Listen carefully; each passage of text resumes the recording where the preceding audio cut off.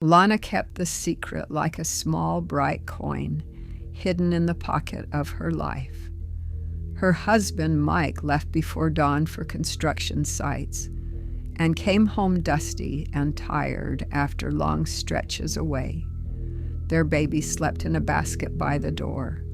At night, when the apartment was quiet and the baby's breathing even, Lana logged on. She did not call it shame. She called it work. A webcam room where people paid to talk, to see, to give gifts that turned into real money. The pay was better than Mike's wages. Soon her private earnings grew faster than the checks he brought home. She bought nicer diapers, replaced borrowed things with new ones, and added small comforts that made life feel easier. Luxuries followed. Better clothes, perfume, shiny objects that made the room feel successful. Everything looked normal on the surface. Breakfast, bills paid, the baby laughing, while the secret stayed hidden, growing quietly behind a screen. One night, a new viewer entered her room and stayed silent long enough to feel strange. It was a woman, older than anyone Lana had ever seen on her cam. The username was unfamiliar, the face calm, the eyes sharp and steady. The woman spoke slowly about fate, energy, old powers passed down through families. Lana laughed it off at first, but the woman's voice carried weight. She began to guide Lana, telling her when to move, when to speak, when to stay still. The money increased every time Lana followed. It felt less like choice and more like being pulled forward. The woman praised her, then demanded more time, more obedience. Lana felt herself slipping, but the gifts kept coming.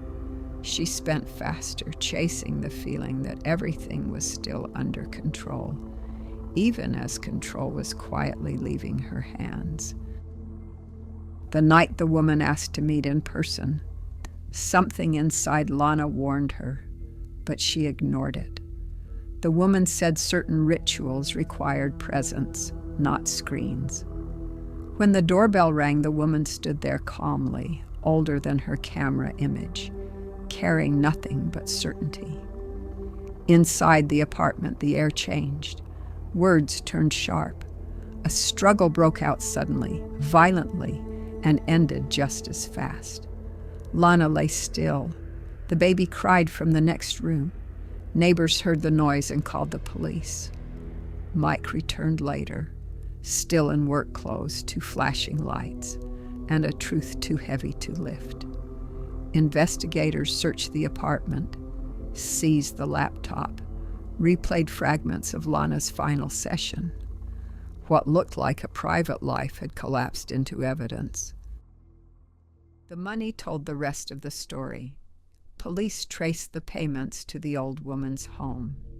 Her son had been addicted to Lana's cam shows, draining his mother's savings to send gifts. When the money ran out, everything unraveled.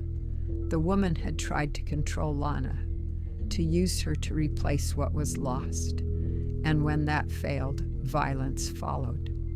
The son was charged for theft. The woman was arrested for murder.